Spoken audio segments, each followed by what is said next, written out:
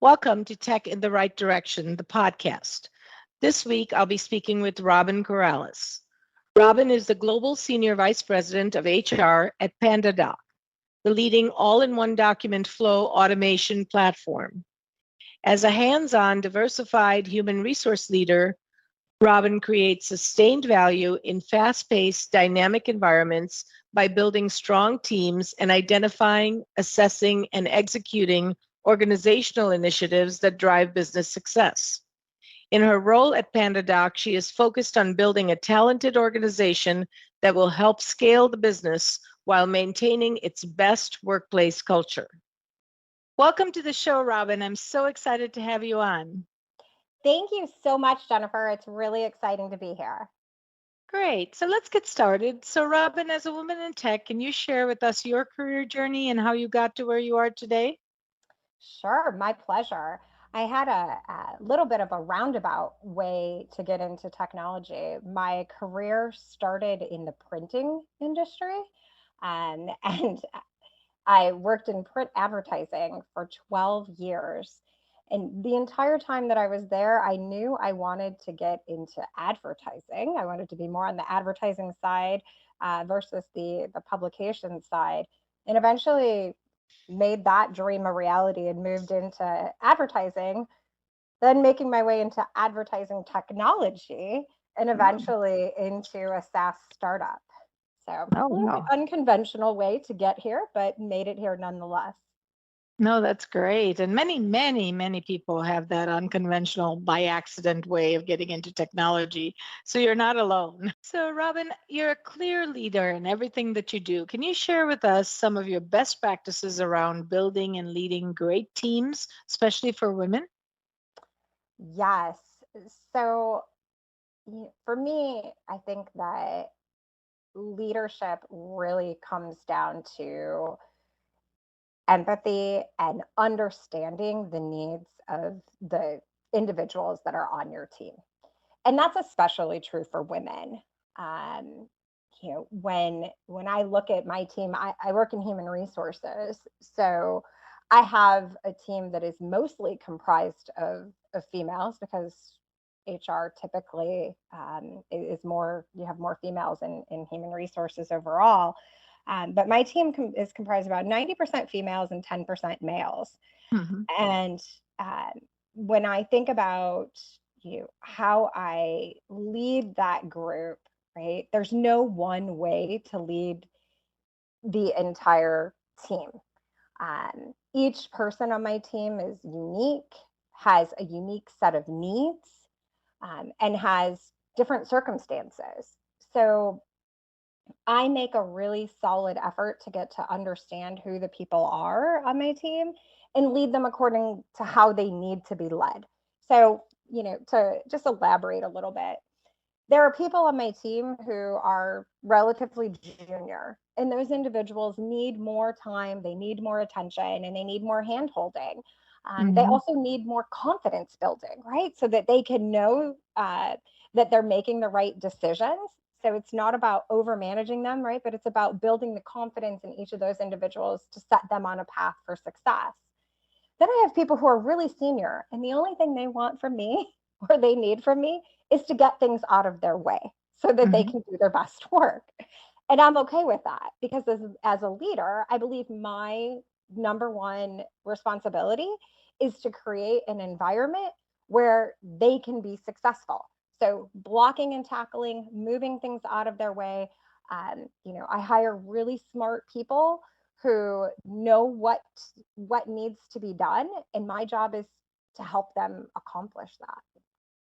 That's great. So I take from that, leadership comes for each person in a different flavor. So as you're leading your team, it's not one size fits all.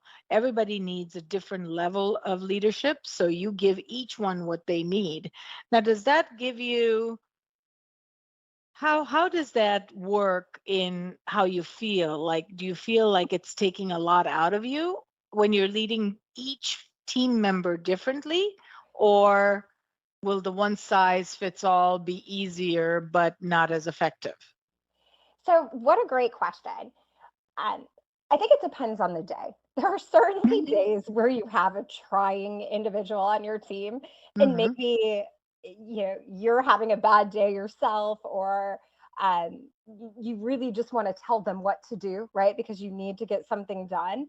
Um, Mhm. but you know that in that moment, right, that it's going to pay off dividends if you manage them the way they need to be led Mhm. instead, right? And you Mhm. give them the opportunity to either to find their way instead of telling them what to do, or you give them the latitude and grace that they need in that day, even though it may take a lot out of you. So some days it can be pretty draining. Mhm. Um, but in other days, it's really more rewarding, and it gives me energy to see my team grow and flourish because of how I am able to lead them and manage them. And there's no better reward than when somebody has a tough day, or someone has a unique challenge that I really either want to solve for them. Right? I'm a fixer. I'm like, I just want to Mhm. go fix it. Mhm. And to allow them to fix it themselves or help them fix something themselves, and for them to come back and say, you know what, thanks so much, right? Like, that's exactly what I needed in that day. And sometimes you get that, and that's the most rewarding part of being a leader. Yeah, I love that you said that the more senior people just want a hands-off approach. They just want you to get things out of their way so that they can be productive. And that's so true. It's very true with my team. I give them the autonomy to, do their job individually, independently. And if they need anything, I'm always there for them. But if you micromanage them, they will leave. They're just not in that boat because they know what they're doing, their experience, they thrive on the autonomy. 100%. And sometimes that can be hard as a leader, where maybe you want to interject something. Hmm. Hmm. Um, but you know that by doing so, you may deflate them, right? And so it's Hmm. like, all right, you know what? Let's, as long as the the outcome is there. Sometimes you have to refrain from interjecting too much into the actual roadmap to get to the outcome. Hmm. Yeah, so true. So you're passionate also about mental health in the workplace every day. So not just during Mental Health Awareness Week, but all the time. So tell us more about that. Yeah. So I had written an article last year during Mental Health Awareness Month, and it was very popular, became very popular during the pandemic for Hmm. companies to start doing mental health days, or providing individuals with one mental health day a month, or doing a mental health week, and shutting down for a period of time. And while I think that it's great that companies recognize that mental health is something that needs to be prioritized, I just don't think it's enough. Um, and so, when I think about mental health in the workplace, I think our obligations are so much more. And it's about creating an environment where teams feel okay to discuss mental health, where teams feel it's okay to have mental health challenges, uh, Hmm. and not just say, hey, you know what, we're going to go ahead and shut everything down for a week because people are burned out. I have had my share of recommendations to executives about expanding the time off for, whether it was Independence Day and expanding that to an extra, few days off, Hmm. or doing shutdowns during the winter holidays. But more than that, I think it's important for leaders to emulate um, the what we expect from a mental health, uh, the ability to talk about mental health in the workplace. So what Hmm. do I mean by that? There are times when I have had a bad day at work. I think we all have. Hmm. and and there are times where something maybe in my personal life was impacting my ability to operate effectively on a certain day or in a certain meeting.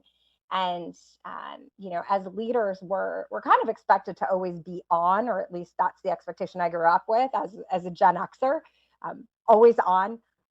There is no bringing work into, or there's no bringing life into work. It is, the Mhm. two are separate. But one of the things that I practice is, if I'm not in the right headspace, uh, I will tell my team, I'm like, hey, look, you know what, today I'm not there, right? Like, I'm not in the best mental health space today, and Mhm. I need to take a break. Is there something that is urgent that we need to discuss? Can we put this off? Is this, like, and I ask for their permission to be able to do it versus just canceling on someone, or not showing up for a meeting. But at the same time, I let them know the reasons why. And that provides them with the permission to do the same, right? So by me saying, hey, look, you know what? Here's my challenges personally, and demonstrating that vulnerability, I'm giving them permission to do the same back with me. And that, I think, is a much healthier environment in which to work, that will help reduce the amount of burnout and stress that my team experiences, because before it gets to that burnout level, they will take the breaks that they need, and they will take care of themselves personally. That is so good, but really you have to be vulnerable, and people are like, I can't say I need a mental day, are they going to think I'm crazy, or whatever. But that, being authentic and being real and showing that you're human too, and you can have a burnout time too, that you need to slow down and shut down, and that really gives them permission, like you said, to know that it's okay to have that, which is so important. Now, I wanted to add one thing is, having the days off is one thing, but really focusing on shutting down your electronics and your computers and your phones is even more critical. What do you think of that? So I couldn't agree more. I just took a vacation. I'm fresh back from vacation today, Hmm. from a lovely trip to Mexico. Hmm. And I told my team before I left that I'm going to try to be the shining example of the vacations that I want each of you to take.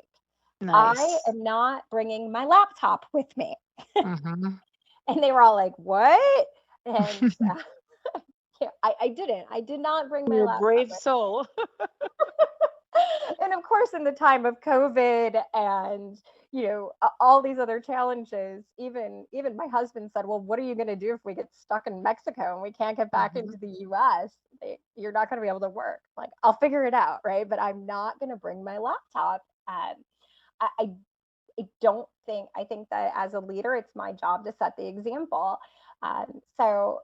Admittedly, I checked Slack on my phone on occasion.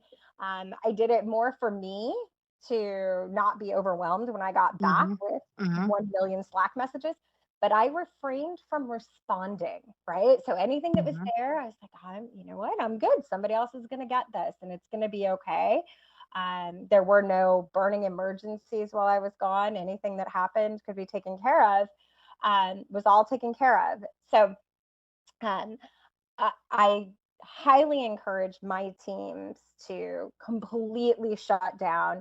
I have been known to mute people on Slack. I don't know if you know that this is a thing, but Slack has a mute button where you can mute individuals. So I've had people on my team who go on vacation and would and still Slack, or will Slack me about things.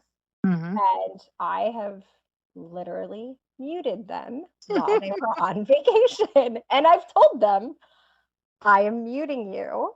So I will not get any more of your Slack messages. I would suggest that you shut down the rest of the week and turn it off. That's Because great.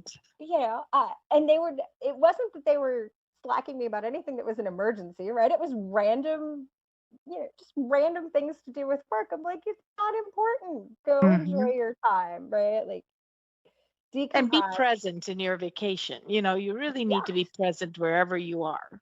yes, Yes, 100%. So, what a great example. And you are really a true example of a great, great leader because, that's hard to do. I've owned my business for 32 years and take my laptop and don't know what a vacation looks like without answering emails. So I want to get to your place soon. I was not always this way. Hmm. So, admittedly, it took me many years to learn to set boundaries. Hmm. And I think that's, one of the kind of going back to the, leading women, right? Women have a difficult time setting boundaries sometimes Hmm. when it comes to Hmm. work, right? Hmm. And and it took me a very long time to learn how to set proper boundaries with work and manage the expectations of others, because if you don't set boundaries for yourself, no one else is going to do it for you. Hmm. Hmm. And right before vacation, we have an executive offsite that's coming up, and literally the day before I left, my CEO said, "Hey, can you work on the agenda um, for the executive offsite?" And that is happening this week. And I said, "No." Wow. And I'm he's so like, proud of you. it's like there was a very, like silent moment in the Hmm. Zoom conversation. And I said, "I'm leaving for vacation tomorrow, and I can't be held accountable for any agenda that I would come up with while drinking margaritas by the beach." That's awesome. That is awesome. What did he say? He said, "Oh, yeah, right. Okay, that's cool." And he was totally fine with it, right? Yeah. But it would have been really easy for me to say, "Of course, I can work on Hmm. this agenda," and then carved time out of my vacation, because clearly I didn't have any meetings on the calendar for the next, 8 days. Hmm. So I Hmm. clearly could have done that, but I knew I needed to set that boundary right then and there, because if I didn't, Then he it would start with that and keep going into the other days of your vacation.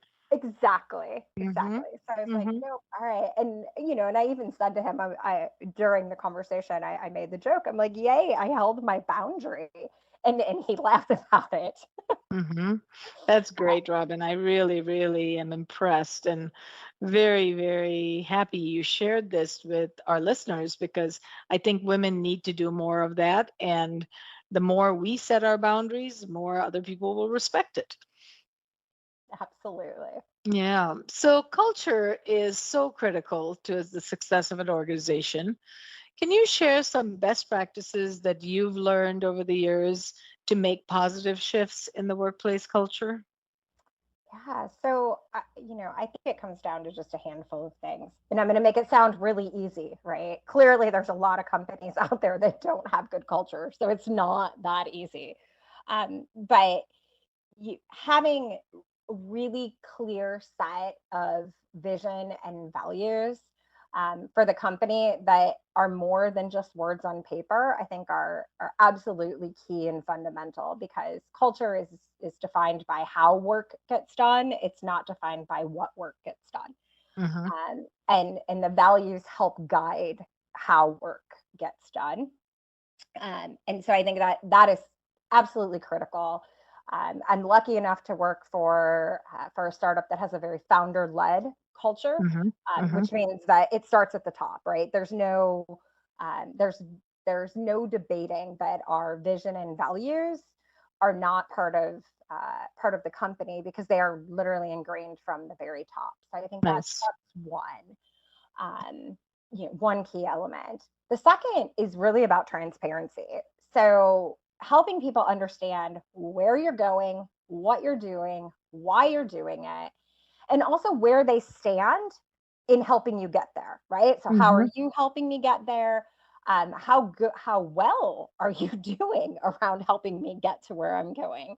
Hmm. That's all about the transparency aspect. So having open communication and dialogue, trusting people to make really good decisions. I said earlier that I hire really smart people, and I have to trust that they're going to do a really good job, that they know what to do.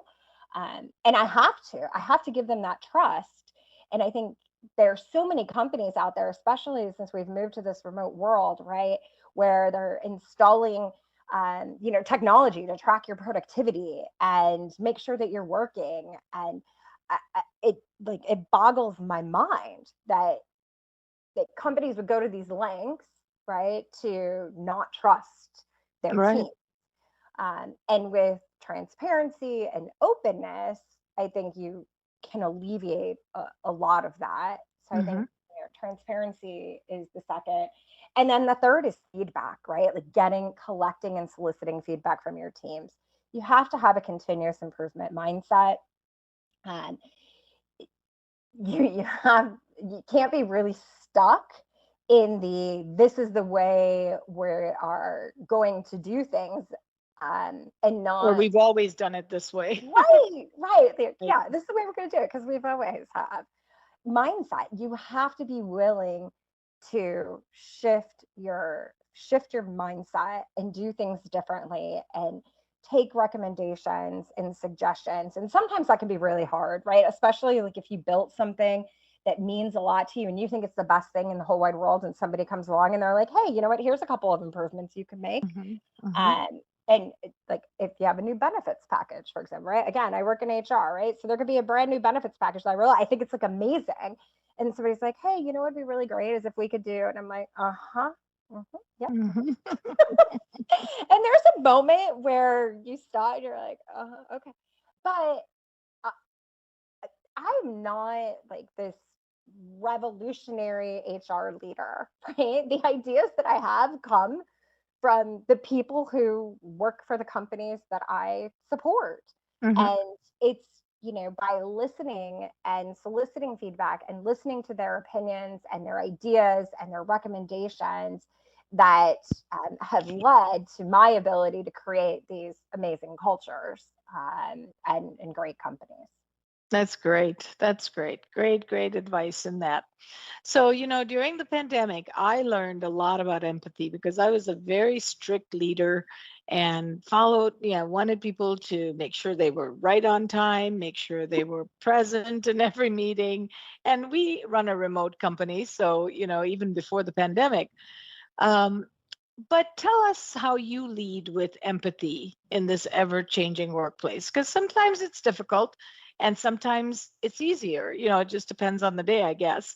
But, now I'm more empathetic to dogs and kids and everything happening on the phone call where I never used to be like that before. Tell me some of what did you learn about empathy during the pandemic? Yeah. So I think I was in the same boat as you, where Mm-hmm. prior to the pandemic, I absolutely was that person who was Mm-hmm. like, why is so and so always coming in 30 minutes late, right? Right. What is going on? Why can't you get here on time? Mm-hmm. Um, and after the pandemic and moving to a remote environment, um, I I learned a lot more about this whole work life integration Mm-hmm. piece. Mm-hmm.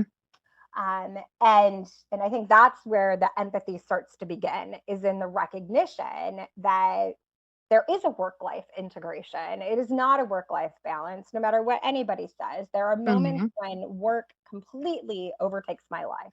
There are Mm-hmm. moments when that happens. And it's odd. The balance is that work gets all of my attention.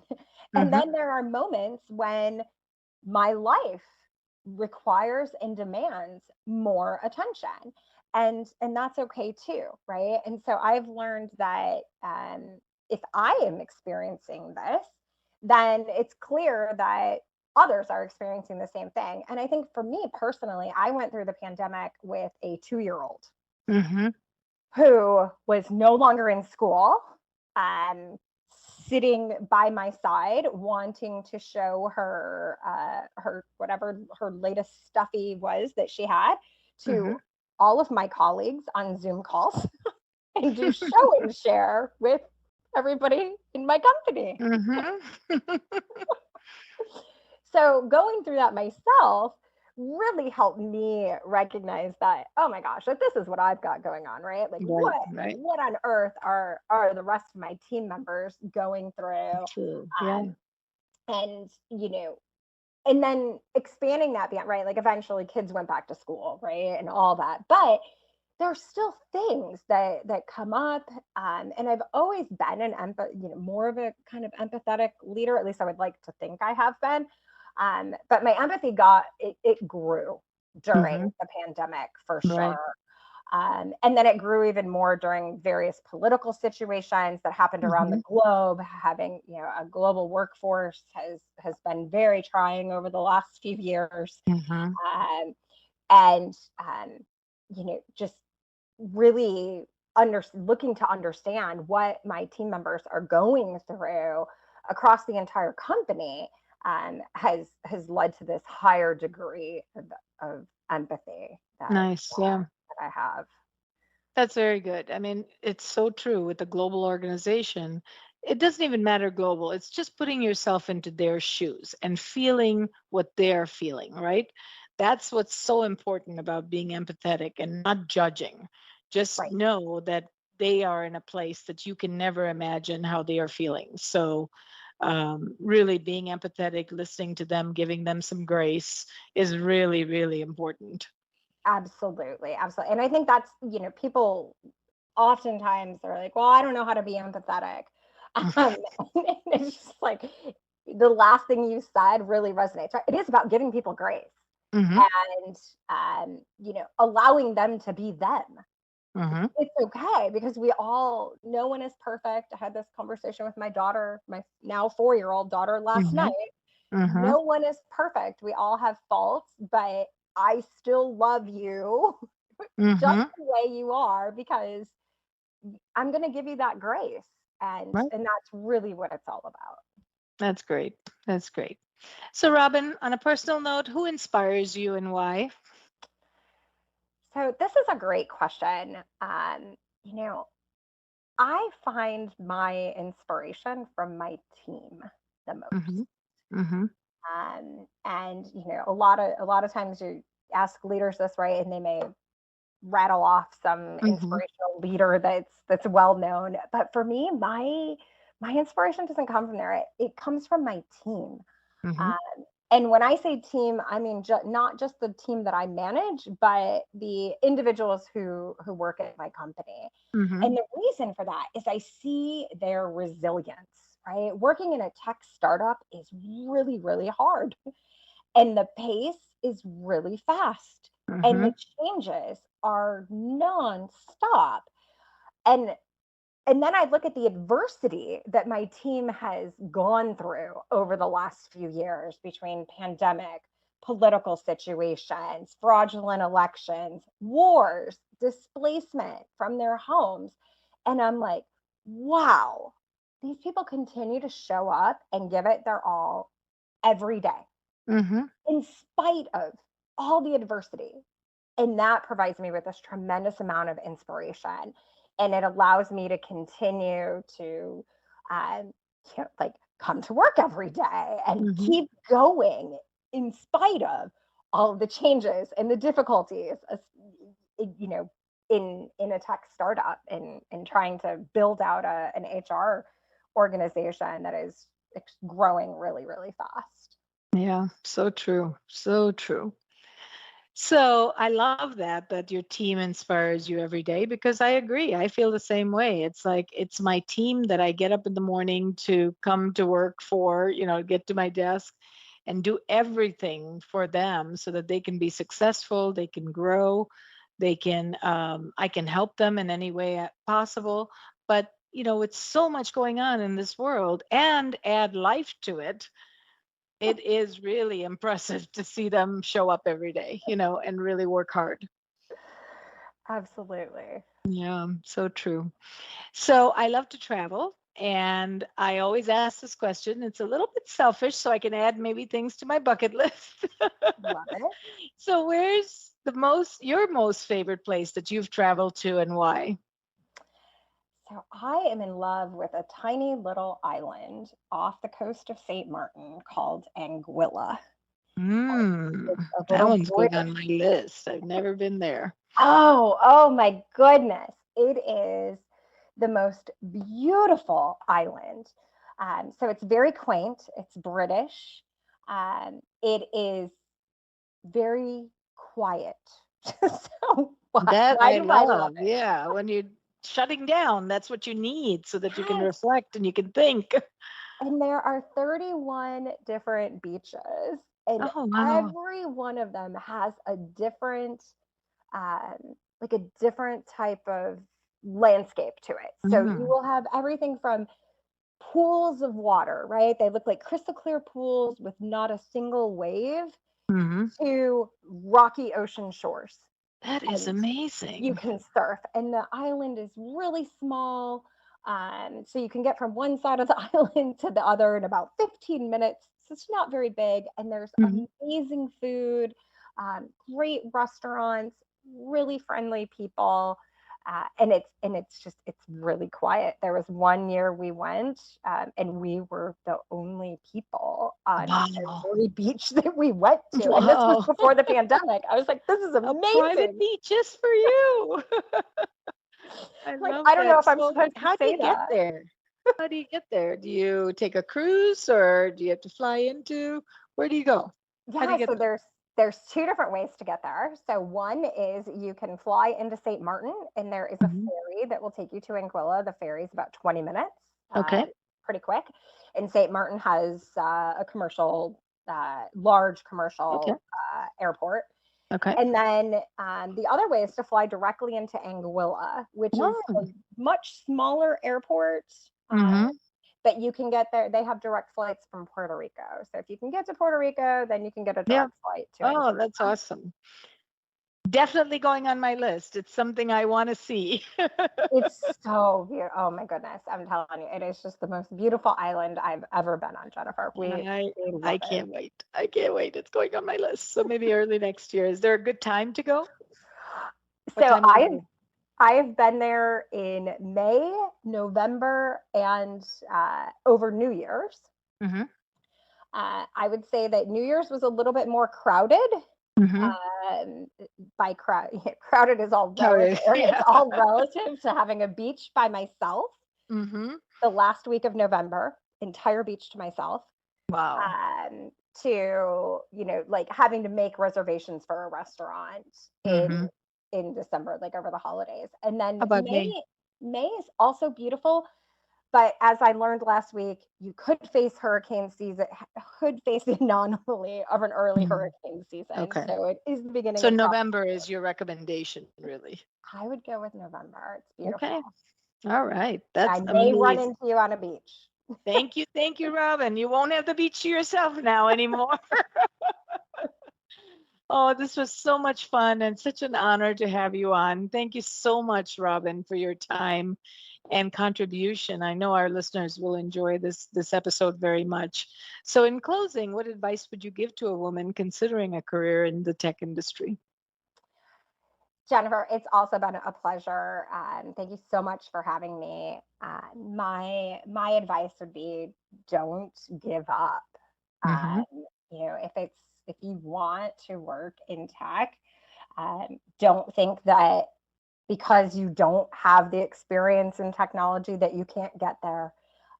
There are ways to either self learn, or you can go a very unconventional route like me, who started in a printing background.